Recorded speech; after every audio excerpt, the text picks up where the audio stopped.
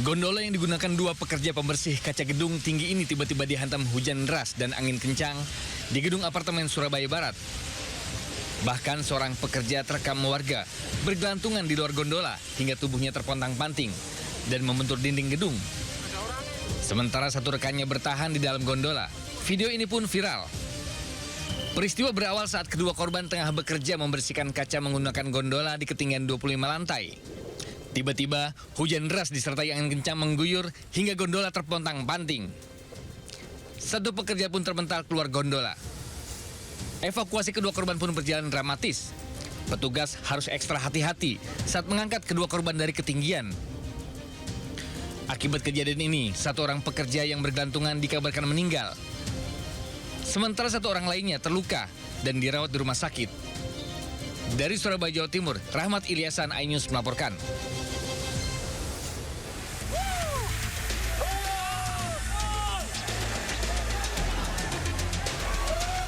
Supporter PSM Makassar ini langsung menyerbu masuk ke dalam lapangan setelah wasit meniup peluit panjang tanda berakhirnya pertandingan antara tim tuan rumah PSM Makassar menjamu Persita Tangerang di Stadion Gelora B.J. Habibie, Kota Parepare, Sulawesi Selatan, Senin malam.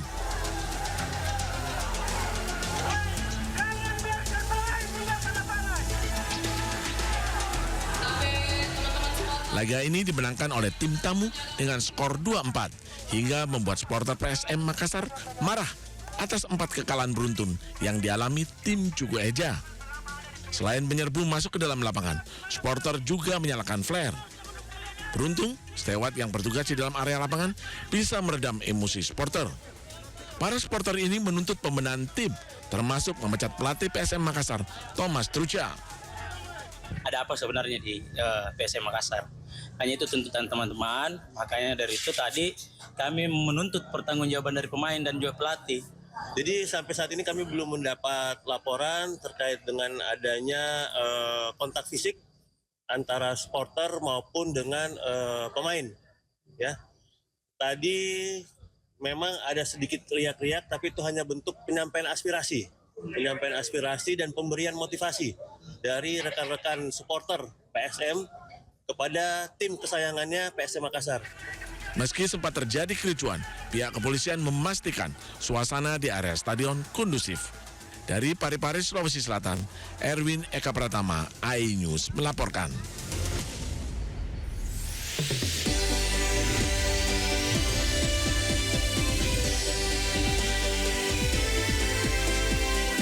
Bupati Pekalongan, Jawa Tengah, Fadia Arafik ditangkap KPK dalam operasi tangkap tangan.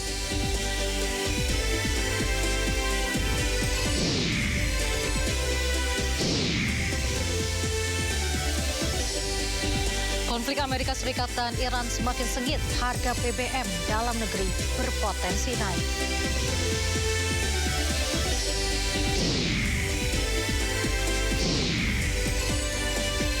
Gerhana bulan total akan kembali terjadi malam ini bertepatan dengan 14 Ramadan 1447 Hijriah.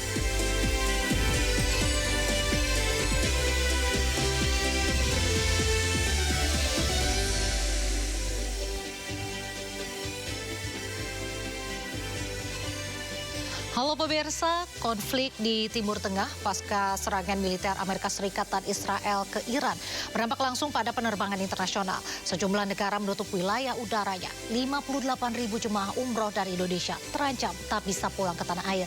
Bersama saya Raisa Nadia, Anda menyaksikan Sindu Sore. Pemirsa, beralasan terburu-buru, ratusan pemotor nekat melawan arah saat jam berangkat kerja di Jalan Raya Bekasi, Cakung, Jakarta Timur. Akibatnya kemacetan parah tak terhindarkan hingga membuat warga resah. Di jam sibuk antara pukul 7 hingga 9 pagi, ratusan pengendara sepeda motor melawan arah di Jalan Raya Bekasi dari arah Bekasi menuju Cakung, Jakarta Timur. Banyaknya pengendara sepeda motor membuat lalu lintas macet dan membahayakan pengendara lain dari arah Cakung menuju Bekasi. Pengendara melawan arah ini sudah terjadi cukup lama dan hingga saat ini terus terulang.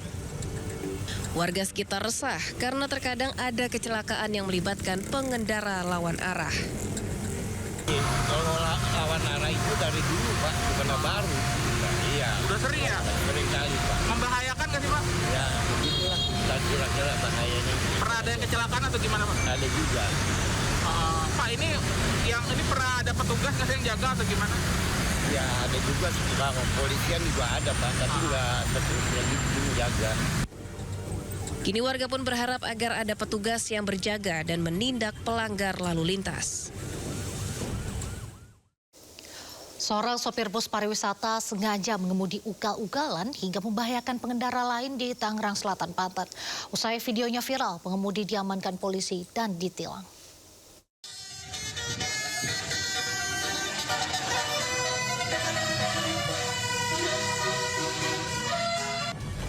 Bus pariwisata ini terekam video amatir saat melaju ugal-ugalan di Jalan Dewi Sartika, Ciputat, Tangerang Selatan.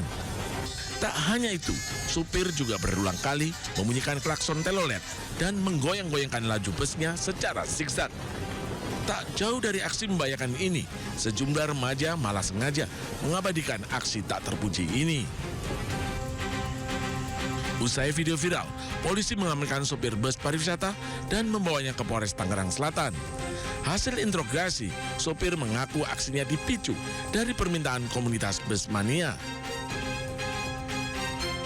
Kami mendapatkan informasi dari sosial media dan juga kami dihubungi oleh masyarakat bahwa ada bus viral yang melakukan ugal-ugalan di daerah Ciputat. Setelah itu kami juga sudah menindak pengemudinya. Kami telah panggil pengemudinya ke kantor. Kami cek urin dan juga kami dragger untuk pengecekan human error-nya, namun hasilnya negatif. Terlepas dari hal tersebut, kami tidak membenarkan bahwa bus dikendarai secara ugal-ugalan itu dibenarkan.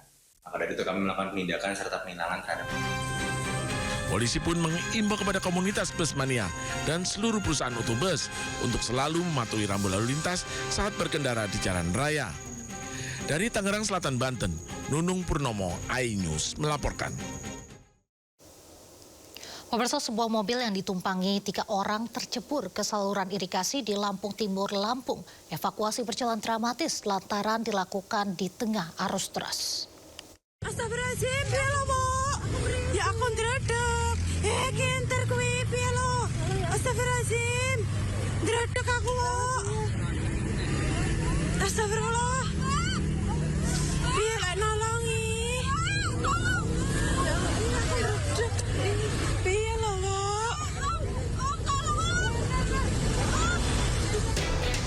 Viral di media sosial peristiwa terjeburnya sebuah minibus ke dalam saluran irigasi di Kecamatan Sekampung, Kabupaten Lampung Timur, Lampung. Salah satu penumpang berteriak minta tolong kepada warga yang berada di pinggir irigasi. Beruntung saja, seorang pengendara yang melintas berhenti dan memberanikan diri terjun ke saluran irigasi, sehingga para penumpang dapat segera dievakuasi sebelum tenggelam bersama mobil yang dikendarainya. Sebelumnya mobil ini kecemplung di saluran irigasi karena minibus putih yang dikendarai warga Lampung Tengah hendak menyalip kendaraan lain. Namun naas, tepat di arah berlawanan terdapat 3 sepeda motor sehingga mobil pun menabrak lalu langsung terjun ke irigasi. 4 korban pengendara motor yang merupakan warga Lampung Timur akhirnya dilarikan ke rumah sakit terdekat. 2 diantaranya mengalami luka ringan, sedangkan 2 korban lainnya mengalami luka yang cukup berat sehingga harus menjalani operasi. Akan mendahului kendaraan di depannya, kemudian secara bersamaan dari arah yang berlawanan ada 3 kendaraan sepeda motor, sehingga kendaraan ban minibus tersebut menabrak ketiga sepeda motor, kemudian hilang kendali masuk ke irigasi di kanan jalan. Untuk evakuasi kendaraan itu kita menggunakan derek. Evakuasi mobil berlangsung dramatis karena berlangsung hingga malam hari. Peristiwa ini masih dalam tahap penyelidikan pihak polisian. Polisi masih terus memastikan penyebab kecelakaan dan bakal diberlakukan tindakan tegas jika terbukti terdapat pelanggaran.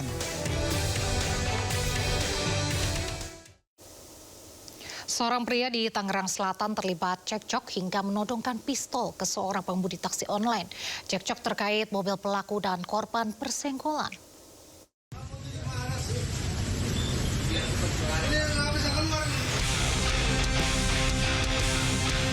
Kericuan terjadi antara seorang pengemudi mobil dengan driver taksi online di Jalan Raya Puspitek, Tangerang Selatan, Banten. Peristiwa itu terjadi setelah kendaraan keduanya bersenggolan. Pengemudi mobil langsung turun dan cekcok pun tak terhindarkan. Bahkan saat emosi, pengemudi mobil yang mengaku aparat itu sempat menodongkan senjata api ke kepala. Pelaku diduga meminta uang ganti rugi hingga menganiaya korban. Usai kejadian, anggota Polres Tangerang Selatan dan Denpom Jaya 1 Jayakarta langsung menangkap pelaku tak jauh dari lokasi kejadian. Kasus penganiayaan ini ditangani di Denpom Jaya 1 Jayakarta. Dari Tangerang Selatan, Banten, Nunung Purnomo News melaporkan. Bupati Pekalongan, Jawa Tengah, Fadia Arafik ditangkap KPK dalam operasi tangkap tangan. Belum diketahui kasus yang melatar belakangi OTT di Kabupaten Pekalongan tersebut. Juru bicara KPK Budi Prasetyo membenarkan Bupati Pekalongan Fadia Arafik ditangkap dalam operasi tangkap tangan. Selain Bupati Pekalongan, KPK juga menangkap sejumlah pihak. Namun, Budi belum mengungkap kasus dugaan korupsi yang menjerat Fadia Arafik dan beberapa orang lainnya. Tim KPK membawa pihak yang ditangkap ke kantor KPK Jakarta untuk penyelidikan lebih lanjut. Pada dini hari tadi, tim mengamankan sejumlah 3 orang. Salah satunya adalah Bupati Pekalongan dan 2 pihak lainnya yang merupakan orang kepercayaan dan juga ajudan dari Bupati. Para pihak diamankan di wilayah Semarang, kemudian pada pagi hari ini ketiga pihak dimaksud langsung dibawa ke Jakarta untuk dilakukan pemeriksaan lebih lanjut. Dan paralel tim juga saat ini sedang berada di Pekalongan untuk melakukan pemeriksaan kepada sejumlah pihak untuk mendapatkan keterangan yang dibutuhkan dalam proses penanganan perkara ini. Adapun dugaan tindak pidana korupsi dalam kes kali ini adalah berkaitan dengan pengadaan di wilayah Pemkab Pekalongan. Kemudian kami juga Dan untuk mengetahui bagaimana perkembangan Bupati Pekalongan, Jawa Tengah, Fadia Arafik yang terjaring operasi tangkap tangan KPK, sudah ada rekan Indra Setiabudi di Gedung KPK Jakarta. Selamat sore Indra, terkait kasus apa OTT ini dan bagaimana jalannya pemeriksaan para tersangka? Baik, selamat sore Nadia dan juga pemirsa. Dapat kami informasikan bahwa memang untuk terkait apa, kami masih juga menunggu dikarenakan memang proses penyidikan pemeriksaan masih berlanjut kurang lebih 7 jam lamanya ketika rombongan Bupati Pekalongan maupun juga orang kepercayaan ini tiba di KPK Jakarta pasca terjadinya OTT yang terjadi pada dini hari tadi, yang mana memang ini masih terus berlanjut Nadia, dan kami juga belum bisa menyimpulkan terkait apa, namun tadi Jubir bisa menjelaskan sedikit bahwa memang untuk terkait kasus tindak korupsi ini terkait tindak pengadaan, namun pengadaan juga kami juga masih belum pasti karena kan memang proses pemeriksaan ataupun pendidikan pencarian informasi masih terus dilanjutkan. Dan tidak hanya di sini juga pemeriksaan dilanjutkan, bahwa memang ada tim penyidik KPK juga masih berada di Pekalongan untuk mencari barang-barang bukti lainnya dan juga untuk menentukan apakah ini benar terbukti bersalah dan bisa terjaring operasi tangkap tangan yang terjadi pada dini hari tadi.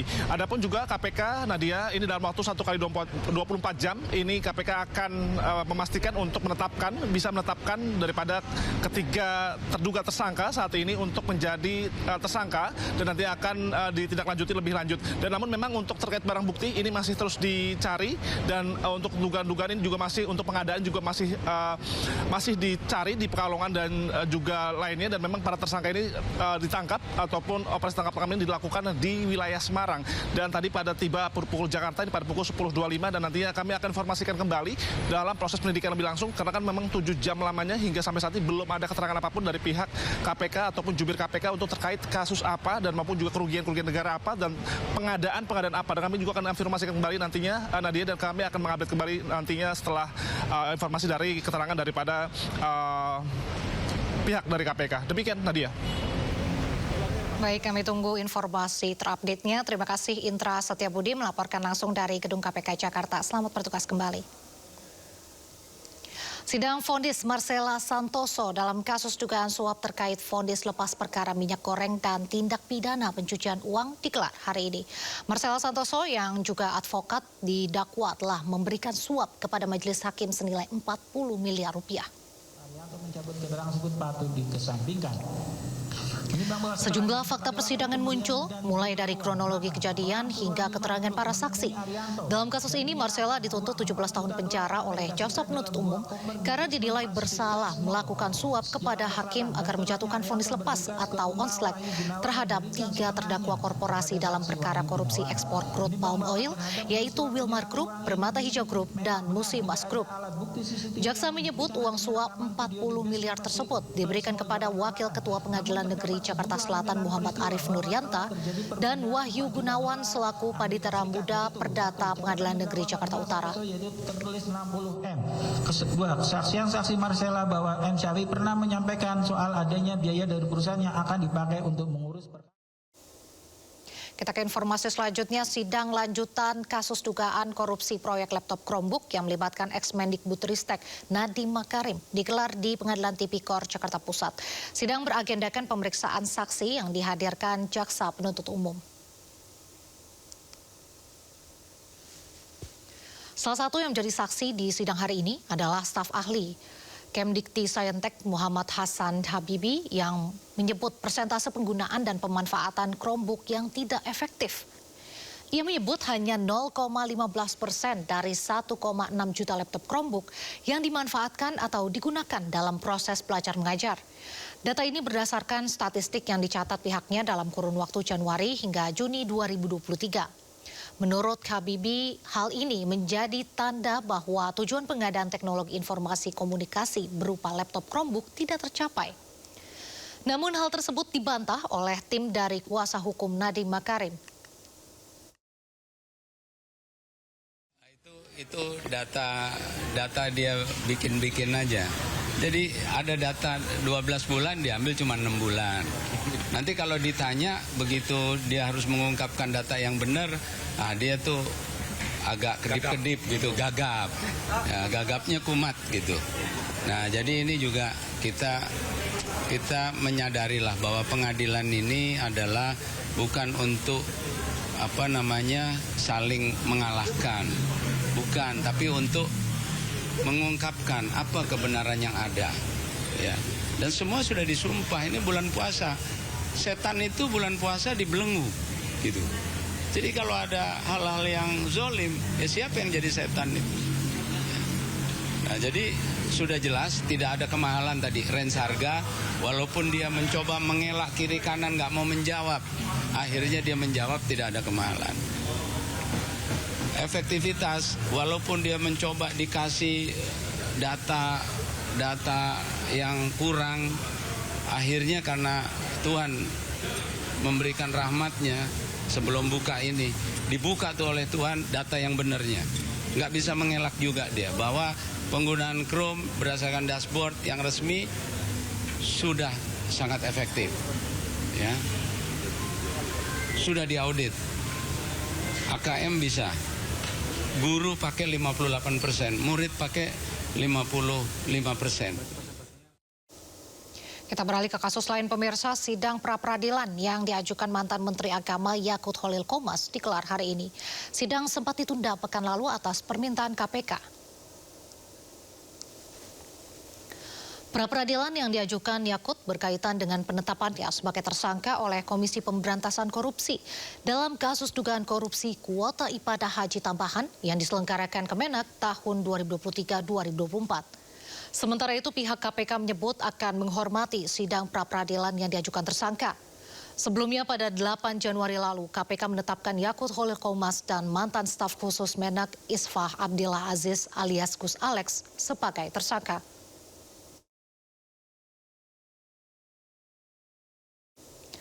Pemirsa, untuk mengetahui sejauh mana dampak dari perang di Timur Tengah terhadap sektor energi Indonesia, kita dengarkan pernyataan dari Menteri SDM Bahlil Lahadalia. Selebihnya kita ambil dari Afrika, dari Angola, dari Amerika, kemudian dari beberapa negara lain seperti Brazil. Jadi secara keseluruhan impor kita untuk crude 20-25% dari Selat Hormuz, selebihnya tidak dari sana. Apa strategi yang harus kita lakukan agar kita tidak terperangkap dengan dinamika global? Jujur saya katakan bahwa dari intelijen kami, dari kajian kami, dari komunikasi kami dengan berbagai negara di dunia, sekalipun informasi disampaikan bahwa ketegangan ini akan selesai dalam waktu, ada yang mengatakan 5 hari, ada yang mengatakan 2-4 minggu, tapi keyakinan kami setelah kami melakukan kajian, ini tidak akan bisa kita ramalkan kapan selesai. Sekali lagi saya katakan bahwa ketegangan ini tidak bisa kita meramalkan kapan selesai. Bisa cepat, bisa lambat. Nah, dalam rangka itu kami mengambil alternatif terjelek, katakanlah ini lambat. Maka apa skenarionya? Skenarionya adalah sekarang ini untuk crude yang kita ambil dari Middle East, sebagian kita alihkan untuk ambil di Amerika. Supaya apa? Ada kepastian ketersediaan crude kita. Yang kedua, impor kita kan untuk solar kan udah selesai. Yang kita impor sekarang bensin. RON 90, 93, 95, 98. Alhamdulillah secara kebetulan untuk mengimpor jenis bahan BBM seperti ini tidak kita lakukan dari Middle East. Tapi kita lakukan dari negara-negara di luar Middle East, termasuk dalamnya adalah Asia Tenggara. Jadi ini relatif nggak ada masalah. Yang ketiga adalah persoalan LPG. LPG kita impor 7,3 juta ton per tahun dan tahun ini dinaikkan menjadi 7,8 juta ton. 70%-nya sekarang kita ambil dari Amerika. 30%-nya dari Middle East, dari Saudi Aramco. Kita tahu bahwa dari informasi dinamika ketegangan di Timur Tengah juga terkait dengan Saudi Aramco, itu juga kena kemarin dinamika di sana. Maka alternatifnya adalah kita switch lagi supaya kita tidak mau ambil risiko. Sebagiannya kita switch lagi untuk kita belanja di negara yang tidak ada kaitannya dengan Selat Hormuz. Yang ketiga, yang keempat adalah pasti dampaknya kepada persoalan harga. Kita tahu bahwa di dalam APBN kita harga ICP itu $70 per barel. Dan sekarang sudah naik menjadi 78 sampai $80 per barel. Ini yang akan kita harus hati-hati. Ini berdampak pada kenaikan subsidi yang akan ditanggung oleh negara. Tapi di sisi lain dengan kenaikan harga ICP itu juga negara mendapatkan pendapatan. Karena kan kita berkontribusikan kurang lebih sekitar 600.000 barel sampai 600.000 lebih barel per day. Nah, selisih ini yang sedang kita hitung. Arahan Bapak Presiden kepada kami adalah kita harus sangat berhati-hati untuk menghitung semuanya dengan tetap memastikan ketersediaan BBM dalam negeri untuk memberikan kepastian kepada pelayanan kepada masyarakat kita. Khusus untuk menyangkut dengan persiapan hari raya, Raya Idul Fitri, bulan puasa, alhamdulillah teman-teman, saya menyampaikan bahwa untuk stok BBM kita, crude, BBM, LPG, itu semua rata-rata di atas standar minimum nasional. Kita tahu bahwa standar minimum nasional adalah 21 hari. Ini semuanya di atas 21 hari. Dan memang secara faktanya ketahanan energi kita, storage kita, itu maksimal di angka 25 sampai 26 hari, nggak lebih dari itu. Makanya sekarang pemerintah lagi sedang berusaha untuk membangun storage yang kapasitasnya bisa sampai dengan 3 bulan. Karena itu standar internasional. Berikut pasti ada pertanyaan adalah bagaimana dengan persoalan PLN. Saya mencoba untuk melihat dinamika itu juga. Teman-teman media bahwa RKAB untuk batu bara dan nikel itu memang kita lagi menata, kita melakukan penyesuaian. Kenapa kita menata? Karena memang ini kita hitung betul antara supply and demand. Idealnya adalah batu bara kita produksi banyak, volumenya besar, tapi harganya juga harus bagus. Tapi apa yang terjadi? Sekarang kita produksi banyak, tapi harganya kan lagi jatuh. 43% dari total batu bara yang diperdagangkan itu disuplai dari Indonesia. Total batu bara yang diperdagangkan di dunia itu 1,3 miliar ton. Dan kita menyuplai kurang lebih sekitar 500 sampai 550 juta ton. Tapi apa yang terjadi? Harganya bukan kita yang mengendalikan. Harganya di luar yang mengendalikan. Ideal harganya bagus, karena supply and demand-nya, supply-nya besar, demand-nya sedikit, maka harganya jadi murah. Kita harus memaknai bahwa pengelolaan sumber daya alam kita ini barang milik negara. Dan negara ini dikelola harus dengan hati-hati. Pemerintahan tidak akan pernah berhenti. Pemimpinnya yang berganti, suatu saat bukan lagi saya jadi menteri. Kita mempersiapkan ini kepada generasi berikut. Jadi jangan kita mengobrol murah barang-barang kita. Nah, kaitannya dengan itu, dengan kita melakukan penataan terhadap RKAB, dengan memprioritaskan untuk memaksimalkan memenuhi kebutuhan nasional, termasuk dalamnya adalah kebutuhan PLN. Untuk kebutuhan PLN, teman-teman media dan seluruh rakyat Indonesia, saya memastikan bahwa sampai dengan bulan Maret, April, no issue. Karena kita mengikuti terus perkembangan kebutuhan batubara terhadap PLN dengan tetap memperhatikan kualitas dan harga yang ekonomis. Ini yang sekarang kita lagi tata. Tujuannya apa? Agar jaminan pasokan dalam negeri bisa kita pastikan tersedia, tapi juga harga juga bagus supaya pengusaha juga bisa dapat harga yang baik. Tapi juga mampu kita mengelola sumber daya alam kita dengan berkesinambungan yang baik. Kita harus menjaga ini agar anak cucu kita yang suatu saat akan memimpin negara ini juga, mereka harus juga bisa melanjutkan dengan baik. Lingkungan kita juga harus melakukan dengan baik. Tidak boleh kita melakukan penambangan dengan jor-joran tanpa memperhatikan nilai yang baik dan lingkungan yang baik.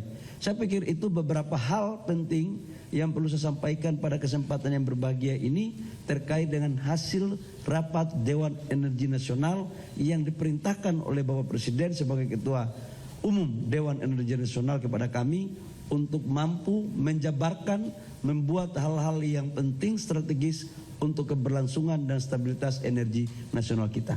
Silakan kalau ada yang mau ditanyakan. Soal dua kapal tanker Pertamina itu muatannya berapa banyak volumenya dan apakah itu untuk kepentingan domestik dan ke depannya akan gimana? Kedua Pak, soal secure dari supply chain lain kan bahwa tadi sebut Asia Tenggara dan Amerika.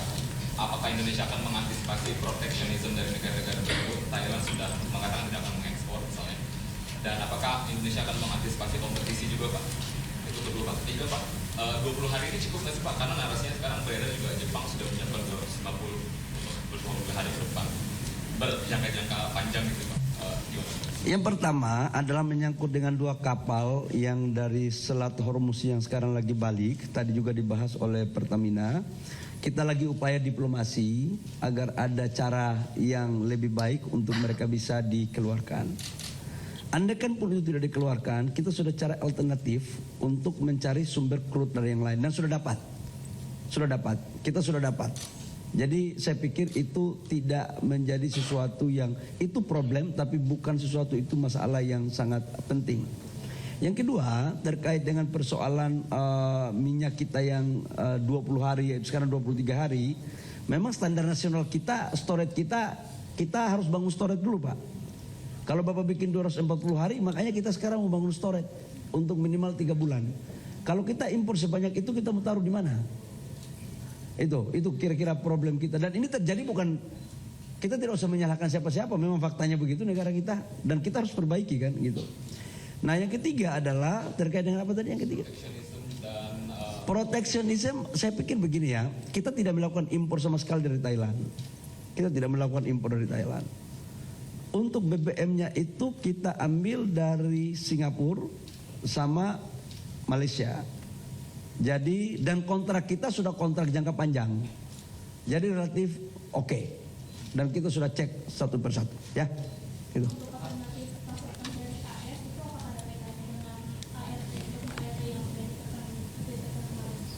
Iya, Dokumen ART yang kita tekan itu kan salah satu komitmen kita adalah kita membeli BBM, crude, BBM dan LPG di Amerika kurang lebih sekitar 15 billion US dollar. Dan ini merupakan bagian yang telah yang sekalipun sudah diputuskan untuk di pengadilan mereka untuk dianulir, tapi kan kita harus punya komitmen dong. Dan apalagi kalau harganya itu ekonomis dan win-win, ya kenapa tidak? Dan ini sudah kita lakukan komunikasi, ya.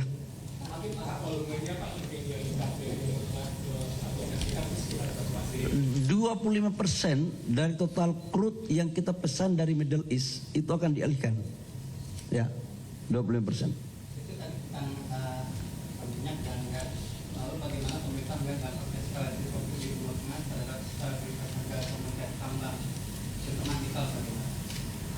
Ya, kalau menyangkut dengan harga itu kan dinamika pasar.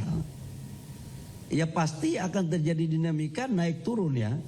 Tetapi kalau untuk nikel, sekali lagi ini penataan ya. Makanya RKAB-nya betul-betul kita lakukan dengan hati-hati. Jangan sampai supply lebih besar daripada permintaan. Itu pasti harga turun. Nah sekarang kita menjaga keseimbangan agar harganya naik. Harapan saya sebagai Menteri SDM adalah harga naik. Kalau harga naik, pengusahanya dapat untung, rakyatnya juga dapat yang di sekitar tambang itu kalau mereka bekerja sebagai kontraktor tambang. Yang ketiga, negara bisa mendapatkan pajak yang baik, royalti yang baik. Itu idealnya ya. Oke, saya pikir cukup.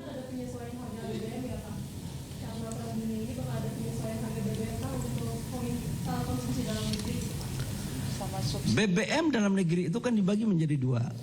Ada harga yang disubsidi, ada harga yang diserahkan kepada pasar. Kalau harga yang disubsidi, yang bensin, pertalite, itu mau naik berapapun tetap harganya sama. Sebelum ada perubahan dari pemerintah.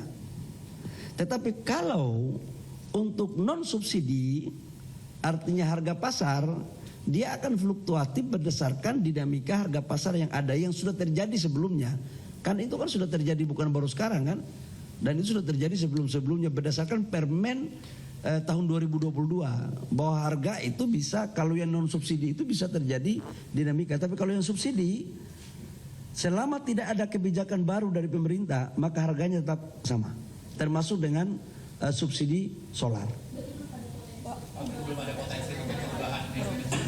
Sampai dengan kami rapat tadi belum ada. Jadi aman-aman saja. Hari raya yang baik, puasa yang baik, insya Allah belum ada kenaikan harga BBM ya. Oke.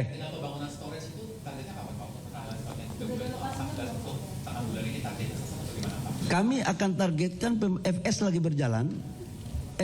berjalan, dan ditargetkan di tahun ini pembangunannya udah mulai dilakukan. Jangan tanya saya bulannya bulan apa ya. Lokasinya di daerah Sumatera. Ya, Sumateranya pun jangan tanya saya di kabupaten apa. Ya. Oke, saya pikir apa itu dek? Ya, tadi kan saya bilang storage dulu, ya. Yang lain-lainnya kita bicarain. Kalau minyak jadi, minyak selama ada crude-nya, sekarang kan pabriknya kita lagi dorong. Sekarang kan kita pingin untuk di dalam negeri semua. Sekarang solar sudah kita bangun. Sekarang kita lagi dorong untuk BBM kita itu untuk di kilang-kilang kita di Pertamina untuk around 93, 95, 98. Ini kan akan jadi di 2027. After juga kita akan dorong untuk bangun dalam negeri. Supaya ke depan yang kita impor itu tinggal crude-nya. Kalau crude-nya ada, itu tinggal kita punya kilang refinery kita yang akan bangun. Sehingga dia masuk in out. Karena itu kan untuk kebutuhan dalam negeri kita. Baik. Teman-teman media semua, saya ucapkan terima kasih banyak atas perhatiannya. Wassalamualaikum warahmatullahi wabarakatuh.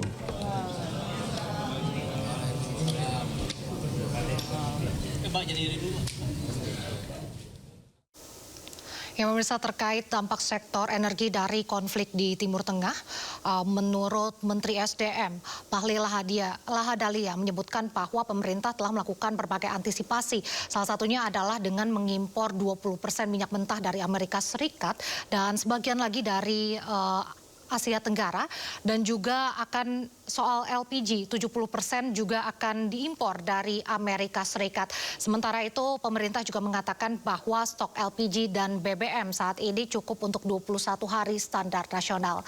Ke informasi berikutnya, pemirsa, Gubernur Kalimantan Timur Rudi Masud memutuskan mengembalikan mobil dinas baru hasil pengadaan APBD perubahan 2025. Langkah ini diambil menyikapi aspirasi dan kritik masyarakat.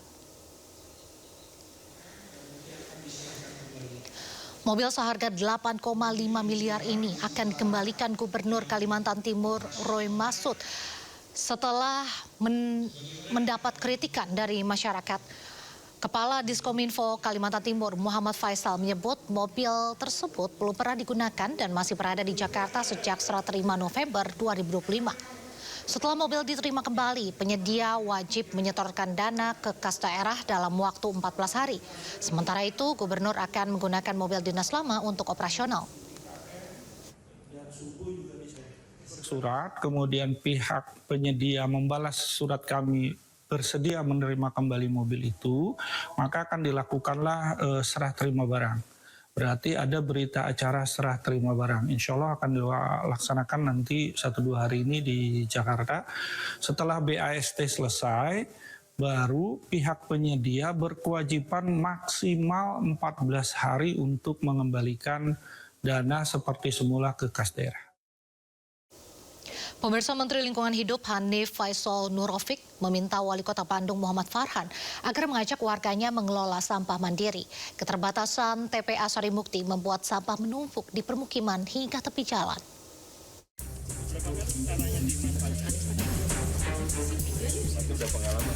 Menteri Lingkungan Hidup Hanif Faisal Nurofik mengunjungi sejumlah titik pengolahan sampah berbasis masyarakat di Bandung, Jawa Barat. Pengolahan sampah ini dijalankan melalui program perekrutan petugas pemilah dan pengolah sampah atau GASLAH di tingkat kewilayahan. Hanif menegaskan, Kota Bandung menjadi salah satu daerah yang jadi perhatian Presiden Prabowo dalam persoalan sampah. Hanif meminta Wali Kota Bandung Muhammad Farhan agar mengajak warganya mengelola sampah mandiri. Secara beriringan dan simultan, saya sangat berharap Pak Wali Kota segera melakukan penekanan untuk seluruh pemilik kawasan agar menyelesaikan sampahnya sendiri. Misal pasar harus selesai sendiri, kemudian mall ataupun terminal ataupun stasiun semuanya wajib menyelesaikan sampahnya sendiri. Maka dua hal ini harus beriringan, mulai sosialisasi, edukasi dan komunikasi terus-menerus seperti yang dibangun Bapak Wali Kota di sini. Keterbatasan TPA Sarimukti membuat sampah menumpuk di permukiman hingga tepi jalan. Kondisi ini sangat mengganggu warga. Dari Bandung, Jawa Barat, Billy Maulana Fingran, iNews melaporkan. Sejumlah warga mengadang truk sampah yang akan masuk ke tempat pembuangan akhir Galuga, Kabupaten Bogor, Jawa Barat.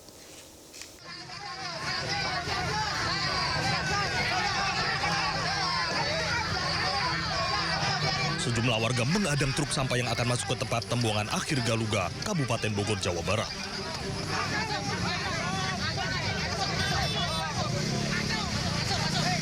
Aksi blokir truk sampah ini merupakan bentuk protes warga terhadap pemerintah yang tak kunjung memberikan ganti rugi lahan yang digunakan untuk TPA Galuga. Warga mengklaim lahan tersebut sudah digunakan 6 tahun. Akibat aksi ini, lalu lintas di Jalan Raya Baru Galuga lumpuh. Aparat kepolisian dan TNI pun melakukan rekayasa dengan mengalihkan arus lalu lintas dari arah Bogor menuju Lewiliang dan arah sebaliknya. Dari Bogor, Jawa Barat, Wildan Hidayat, iNews melaporkan.